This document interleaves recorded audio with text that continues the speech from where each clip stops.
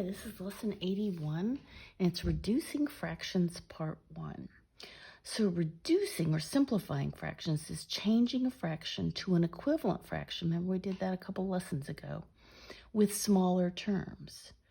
So remember how I kept hammering when you wanted to change a fraction to an equivalent fraction? I said times line equals line, times line equals line. Well, if we're going to reduce them, we're going to make them smaller. We're going to say your original fraction divide line equals line, okay? So instead of multiplying, you're going to divide. Same idea. You're still going to divide by 1 in every case, even though it might not look like the number 1. 4 over 4 is the same thing as 1. So looking at these two candy bars, I see that they are equal. The green parts are equal. This one's cut into 8 pieces, and I have 4 of them. This one's cut into 2 pieces, and I have 1 of them. So 4/8 is the same amount of stuff as 1/2.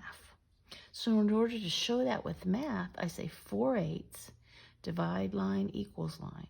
So I divide by 4 fourths, and I get 1/2. So when I do that, I have to figure out what my 1 that I'm going to divide by looks like.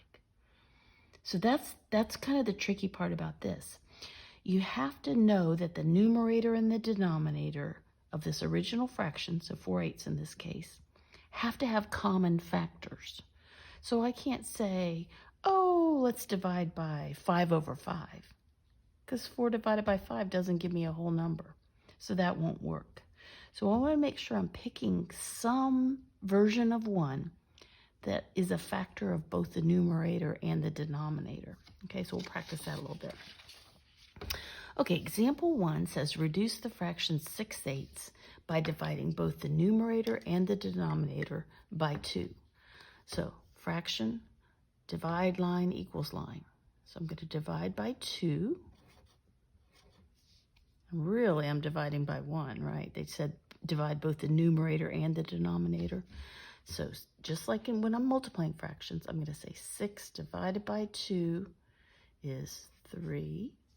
8 divided by 2 is 4. There we go. You'll find a little bit later that normally when you divide fractions, you invert the second fraction, but it doesn't matter because they're the same thing. Okay, so that made sense, right? Example 2, which of these fractions cannot be reduced? So if the numerator and the denominator don't have any common factors, then you can't reduce the fraction. So I listed the factors of just a bunch of numbers. So the factors of 2, 1, and 2. Remember that one's a prime number. Factors of 3, 1 and 3, prime number. Factors of 4 are 1, 2, and 4. Prime numbers. You see the list. Okay, so let's look at how I could reduce this. Can I divide both of those numbers, 2 and 6, by 2? Sure, so I could reduce that one. Does this one have any common factors? Let's look at the factors of 3 and the factors of 6. Ooh, 3's in both lists. So I could say 3/6 divided by 3 over 3.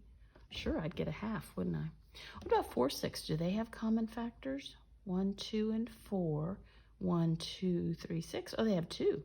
So I could divide both of those by 2. What about 5 and 6? 5 has 1 and 5. 6 has 1, 2, 3, 6. So I can't reduce that one, can I? Because they don't have any common factors. Okay, let's look at example 3. It says, add 1/8 and 5/8 and then reduce the answer.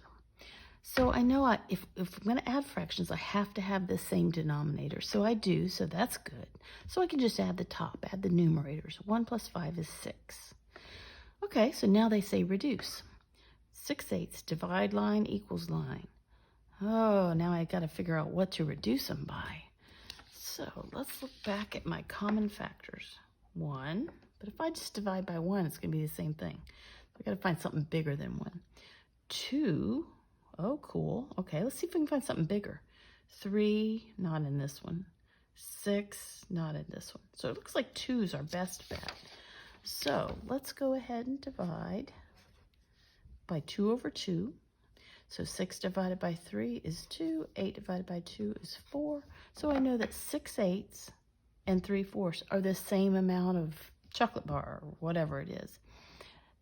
3/4 is the reduced fraction for 6/8, or the simplified fraction, right? Caroline has a box of beads. She has 4 red, 6 yellow, and 20 blue. They're all the same size, same shape, whatever. So if she pulls a bead out, she can't tell what it is, what color it is by feel. So what are the possible outcomes if she pulls out one bead? Well, she could pull a red one, right? She could pull a yellow one. And she could pull a blue one. Since there's a lot more blue, do you think it's pretty likely it might be a blue? I mean, it might not, but chances are pretty good that it's going to be a blue. So what's the probability that the bead is going to be blue? Well, I know the probability is going to be 20 out of something. How do I find what that bottom number is? Would it be 20 out of a possible total number of beads? So I see that she has 10, 20, 30 beads altogether. 20 are blue. So she has a 20 out of 30 chance of pulling a blue bead. Can I reduce that so it doesn't sound so complicated? Sure. Usually when you're talking about probability, you're always going to reduce it. So let's think about common factors. Well, that's an obvious one. Can I divide by 10? Sure. So 20 divided by 10 is 2. 30 divided by 10 is 3.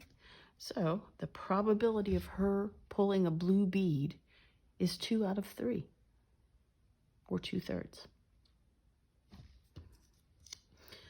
Probability is kind of cool, and I don't think we probably do enough of it. They didn't give you the total amount, so you might not have thought of that. So practice a little bit with those. Okay, so example 5, subtract 5 and 5/6 minus 2 and 1/6. Reduce your answer. So remember that when I have mixed numbers, I like to write them vertically, and I separate my fractions in one column and my whole numbers in the other column. So 5/6 minus 1/6, oops, I have 4/6 written there, is what? 4/6. There we go. And 5 minus 2 is 3. So 3 and 4/6. I just want to reduce the fraction part, right? So if I say 4/6 divide line equals line, and I know I want to find a common factor between 4 and 6. So 1, 2, 4, 1, 2, 3, 6. So it looks like 2 is my biggest factor. So let's divide by 2. 4 divided by 2 is 2. 6 divided by 2 is 3. So 3 and 4/6 equals 3 and 2/3. Right? So I didn't have to worry about reducing the whole number, did I? I just needed to reduce that fraction part. Okay, good luck on this. I think you'll do fine. You might want to write out your factors of some of the smaller numbers. If you need a list, you don't have to, but you might need to. All right, good luck with this.